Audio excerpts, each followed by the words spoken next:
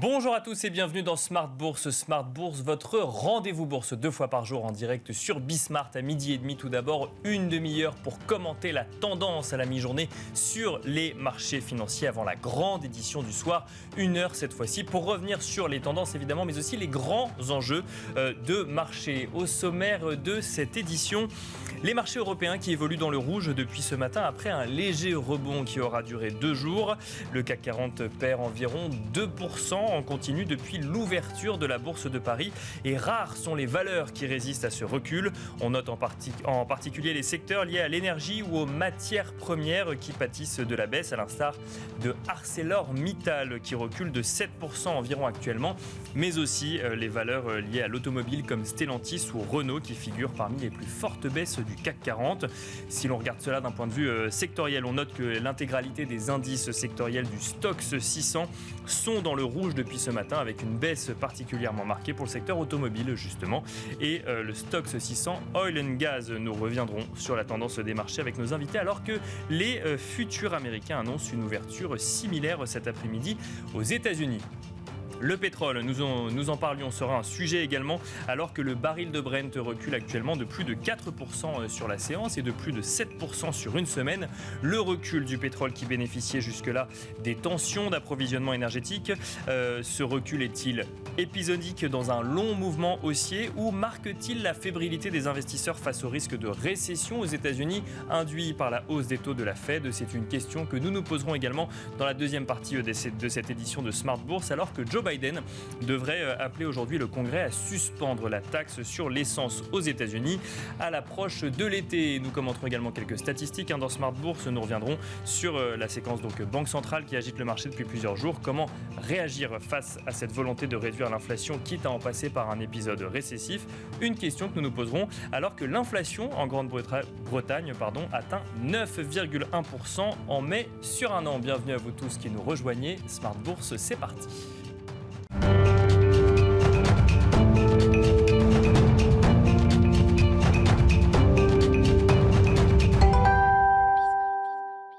Et nous commençons comme d'habitude Smart Bourse avec Tendance mon ami, le résumé complet de l'actualité boursière à la mi-journée proposé par Alix Nguyen.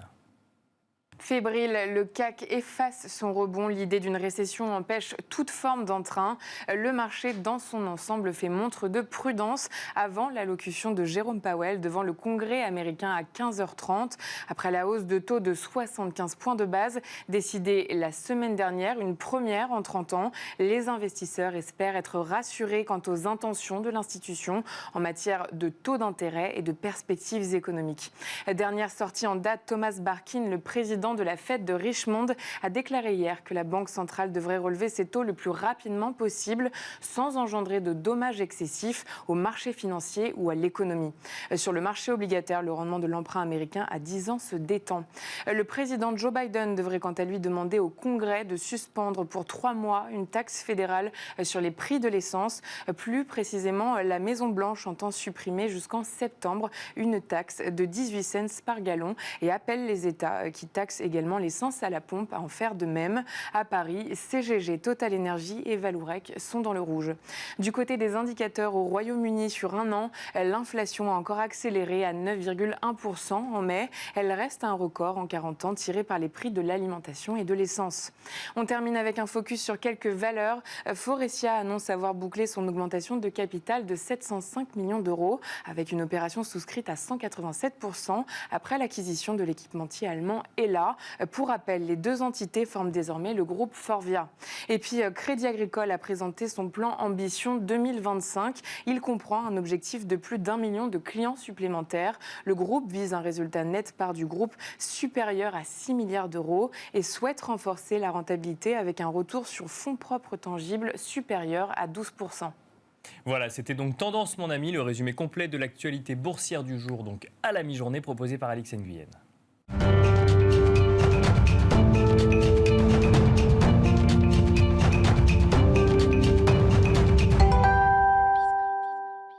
Et c'est parti donc pour Smart Bourse. Nous allons nous intéresser dans un premier temps aux taux obligataires, des taux obligataires qui se détendent légèrement ce matin, que ce soit le 10 ans US ou l'OAT à 10 ans en France. On est aux alentours de 3,22% pour le 10 ans US, aux alentours de 2,24% pour l'OAT à 10 ans en France. Une question que nous allons nous poser pour commencer: est-ce la fin du krach obligataire, ou voit-on en tout cas se dessiner la fin du krach obligataire? C'est une question que nous allons poser à notre invité. Julien Tisserand est avec nous pour en parler. Bonjour Julien Tisserand. Bonjour Nicolas. Bienvenue sur le plateau de Smart Bourse. Vous êtes gérant multi-asset et overlay chez Edmond de Rothschild Asset Management. La question, je l'ai donnée en introduction.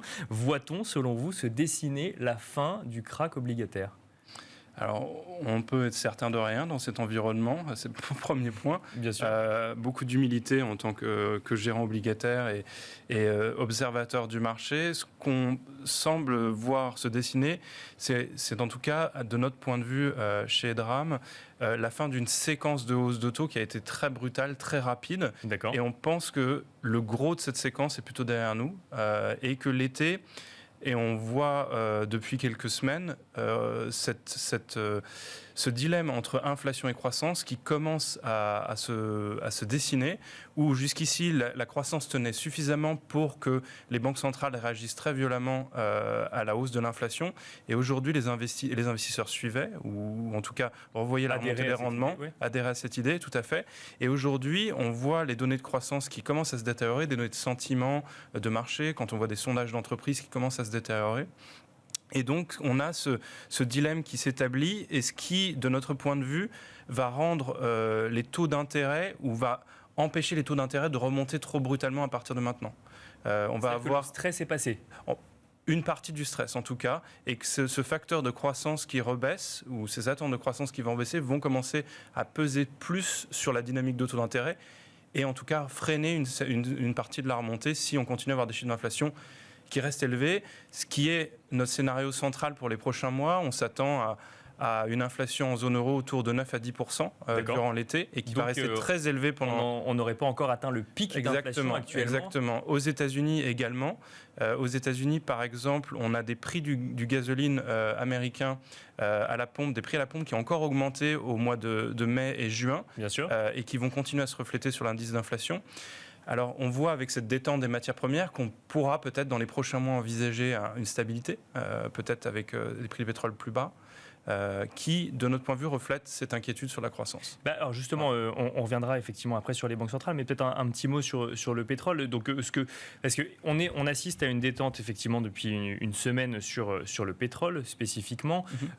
Quand on regarde ça depuis le début de l'année, ça reste une petite détente après une forte hausse de cet indice. Ça vient traduire, selon vous, ces incertitudes sur la croissance, justement? Tout à fait, c'est l'interprétation qu'on en fait sur le mouvement qu'on connaît depuis une dizaine de jours, qui vient juste après l'annonce de la BCE et de la Fed, donc qui n'est pas anodin.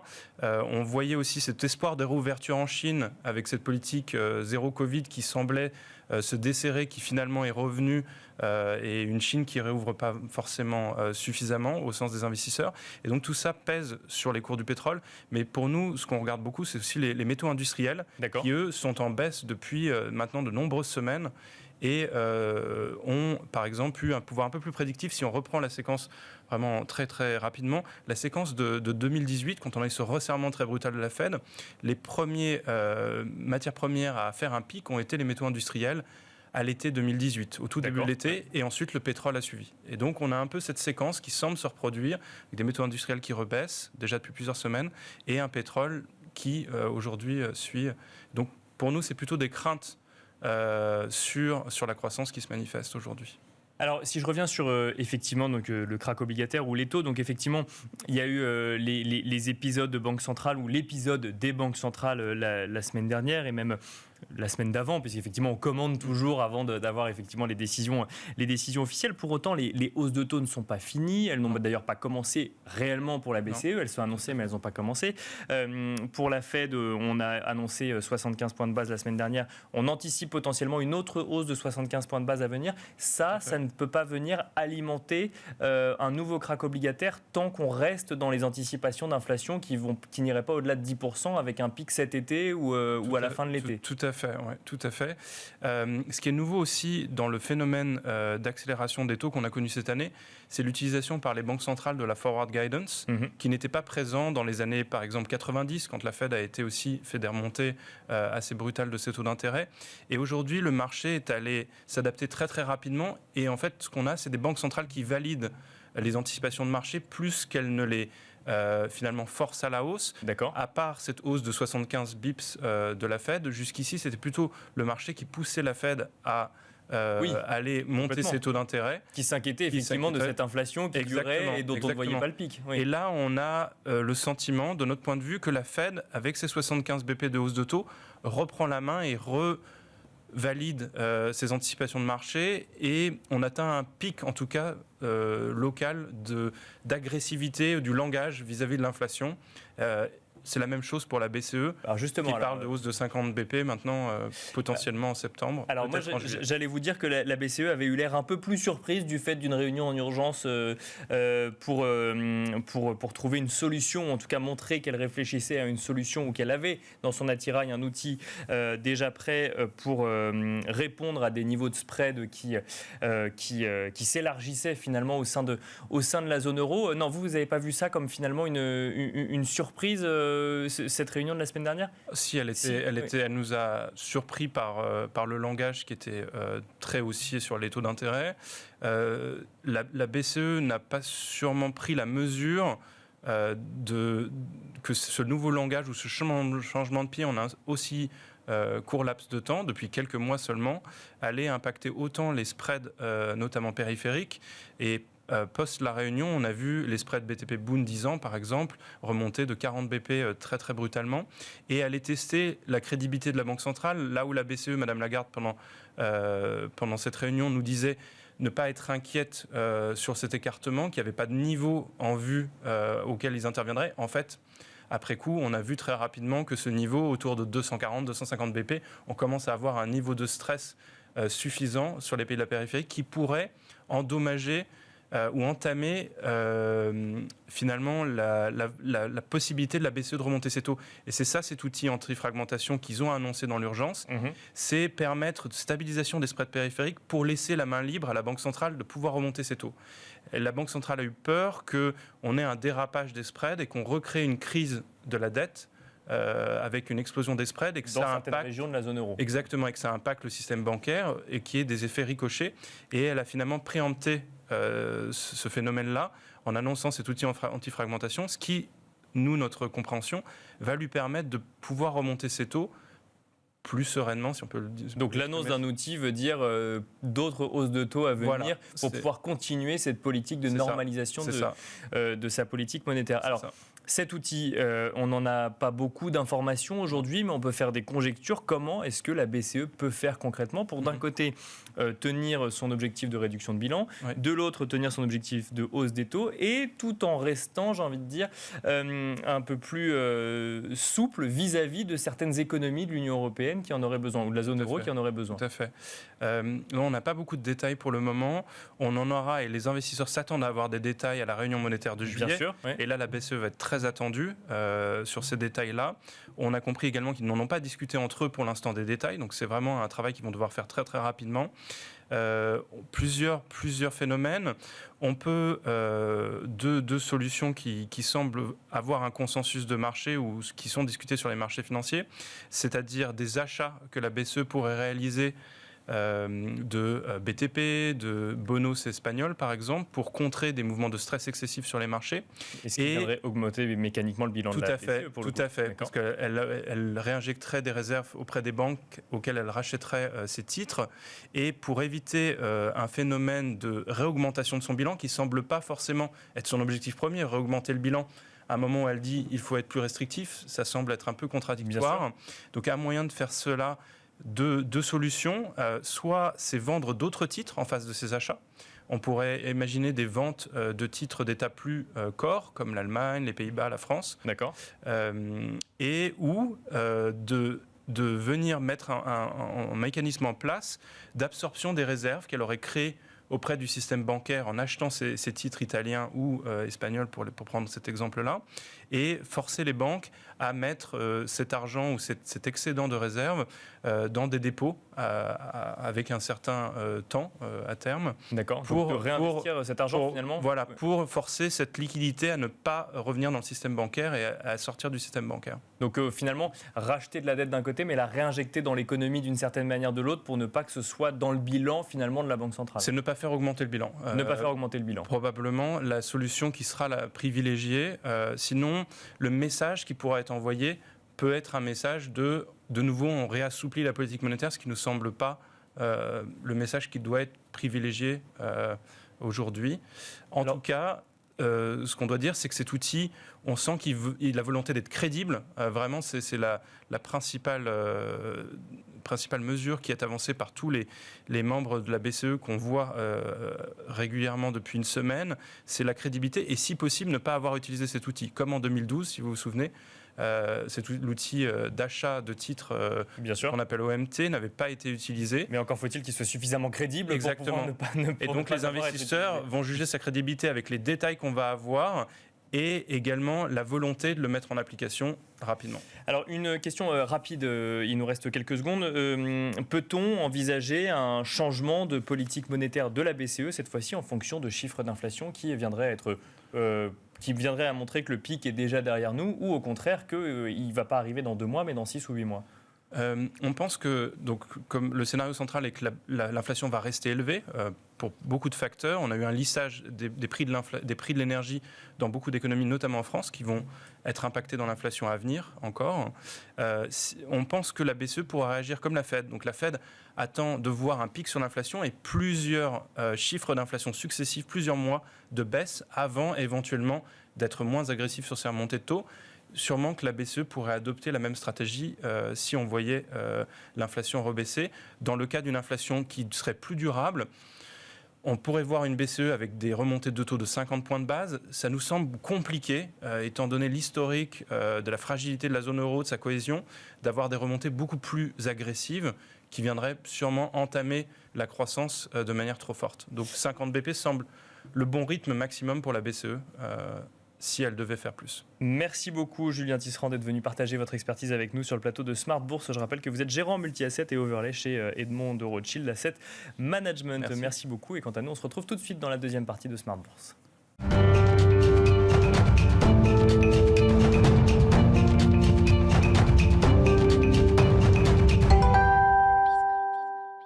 Et nous enchaînons tout de suite avec la deuxième partie de Smart Bourse où on va se demander comment intégrer ces incertitudes et la complexité des réactions de marché face aux décisions de banque centrale dans une logique évidemment d'investissement. Pour en parler, nous avons le plaisir d'être en duplex avec Géraldine Sundstrom, Managing Director et gestionnaire de portefeuille chez PIMCO. Bonjour Géraldine Sundstrom.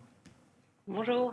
Merci d'être avec nous. Une question centrale. On est aujourd'hui face à un mouvement de baisse sur les marchés financiers après un léger rebond qui a duré une journée et demie, sachant que les marchés américains étaient fermés lundi. On est dans un moment d'incertitude complet entre les réactions des banques centrales face à l'inflation qui est leur objectif principal aujourd'hui, et de l'autre des craintes d'épisodes récessifs si jamais la réaction des banques centrales venait à être trop brutale ou trop agressive. Comment est-ce qu'on intègre ces éléments-là dans une stratégie d'investissement, Géraldine Sundstrom ? Bien, je pense que déjà, diminuer la directionnalité dans les portefeuilles, c'est très important. Donc, ça veut dire des stratégies qui sont beaucoup plus en valeur relative ou certains secteurs par rapport à d'autres, notamment dans les actions, privilégier les secteurs qui auront de la croissance, même s'il y avait une récession. par exemple, les choses comme les énergies renouvelables, la décarbonisation, robotisation, un certain nombre de choses qui sont des trends qui sont inéluctables, on va dire. Donc se positionner là-dessus, et puis des valeurs plus défensives dans la pharmaceutique, les soins médicaux, ce genre de secteurs ont des tendances bien défensives. Et puis s'éloigner de tout ce qui est beaucoup trop cyclique et de ce qui va être exposé à cette récession, donc notamment les choses comme l'immobilier, puisque ça va être très sensible au taux d'intérêt, des industriels beaucoup plus cycliques, et puis aussi potentiellement tout ce qui a un peu trop rapport avec les matières premières en dehors du pétrole, puisqu'il y a l'énergie, quelque chose de très particulier avec le conflit entre la Russie et l'Ukraine. Et puis, ce qui est alimentation, puisque là aussi, on a des problèmes climatiques qui font que les prix agricoles risquent de continuer de monter, même s'il y avait une récession.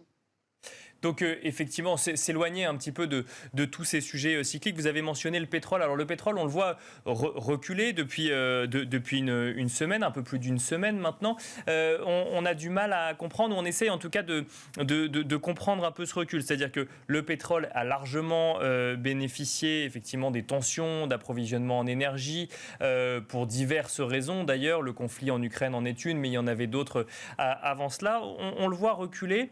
On se demande si la raison est à trouver au sein même de l'indice pétrolier, ou si ce n'est pas révélateur de crainte des investisseurs potentiellement plus générales. Évidemment, en plus, au niveau du pétrole, il y a cette crainte d'une récession, d'autant plus que le dollar est très fort. Donc quand on regarde les prix du pétrole en euros, en yens ou en quelconque autre devise, les prix deviennent de moins en moins abordables, et on s'attend à ce que les gens prennent moins leur voiture, prennent plus les transports publics, de choses de ce genre. Mais c'est une demande qui est très difficilement compressible. Et puis ce qu'on voit aussi, c'est qu'il y a des problèmes au niveau des raffineries, donc un déficit de diesel. Donc les prix à la pompe peuvent continuer d'augmenter, même si les prix du pétrole sont légèrement en repli. Donc l'impact sur l'inflation n'est pas forcément très clair en ce moment. Et puis, ces problèmes climatiques qui génèrent de gros problèmes en Europe au niveau de la génération d'électricité par l'hydroénergie, et puis même des centrales nucléaires en France qui ont de gros problèmes. Donc on voit les prix de l'électricité pour l'année 2023 qui continuent de monter en flèche. Donc évidemment, le fait que ces banques centrales soient focalisées sur en fait, le headline inflation, donc l'inflation qui contient les prix de l'énergie, pas seulement le cœur de l'inflation, inquiète énormément les marchés, puisque pour arriver à une moyenne d'inflation de 2%, il va falloir d'autres secteurs de l'économie qui vont devoir produire une déflation très importante. Et donc, ça veut dire une récession potentiellement importante. Donc ce que vous dites, c'est que face à la situation actuelle, il va falloir un mouvement de balancier et donc une déflation dans d'autres secteurs, et donc une récession mécanique en fait, parce que je sais que la Fed prône un soft landing, ou espère en tout cas un soft landing. Est-ce que ça fait partie de vos scénarios du coup, ce soft landing ? Bien de moins en moins, tant que les banques centrales étaient à même de regarder l'inflation au-delà des choses qui sont incompressibles, au-delà des choses dont elles n'ont pas le contrôle, c'est-à-dire, on va dire, surtout les prix de la nourriture et de l'énergie, ils n'ont absolument pas le contrôle là-dessus. On peut monter les taux, mais c'est un instrument très brutal. Les gens n'arrêtent pas de manger, ou les gens n'arrêtent pas le chauffage en plein hiver. Ils peuvent le faire, mais c'est quelque chose de pas très sympathique. Donc, effectivement, ça, c'est la grosse crainte et la grosse nouveauté des 2 dernières semaines, puisqu'on a entendu ça de la part de la Fed. Jay Powell a dit l'expérience du consommateur, ça n'est pas l'inflation core, mais l'inflation au sens général qui contient tous les prix dans l'économie. Et donc, ça veut dire qu'il va falloir de la déflation ailleurs, puisque c'est cette moyenne qu'il recherche. Ça paraît un petit peu insensé, mais c'est ce que la plupart des banques centrales au monde, dont la Fed qui est évidemment la plus importante, mais la BCE semble être un petit peu sur la même longueur d'onde, que les marchés s'inquiètent énormément.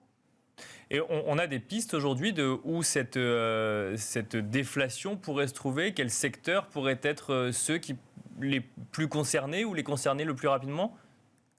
Alors, on voit déjà un certain nombre de prix reculer. On voit, par exemple, des grandes marques de magasins faire des soldes beaucoup plus importants qu'avant sur tout un tas de biens, vêtements, produits électroniques, etc., puisque la consommation était en baisse. Mais une nouveauté, on voyait beaucoup d'inflation dans le secteur des services. Là, les gens doivent aussi réduire l'argent qu'ils dépensent au restaurant ou toutes ces choses-là. Donc, on voit quelque chose de très, très généralisé. Tout ce qui est discrétionnaire, on voit les ventes d'auto diminuer. Donc, on peut s'attendre à une réduction de l'activité relativement importante puisque le revenu qui est disponible pour les ménages à être dépensé est en fait en chute et en contraction au jour d'aujourd'hui. Si on regarde, alors on a commencé cette discussion avec j'ai envie de dire la façon dont on gère ces investissements dans le contexte complexe qui est le contexte actuel. Si on regarde vos scénarios pour la deuxième partie de l'année, quels sont vos scénarios de marché, Géraldine Sundström ? Alors, la chose qu'il va falloir regarder, je pense que vous en avez parlé longuement juste avant dans la première partie, c'est l'obligataire. L'obligataire, on va dire que c'est l'ancrage, le point d'ancrage de la valorisation de tous les actifs, qu'on parle de crédit ou d'actions. Et il va falloir qu'on trouve une stabilité. Ça sera déjà le point numéro 1.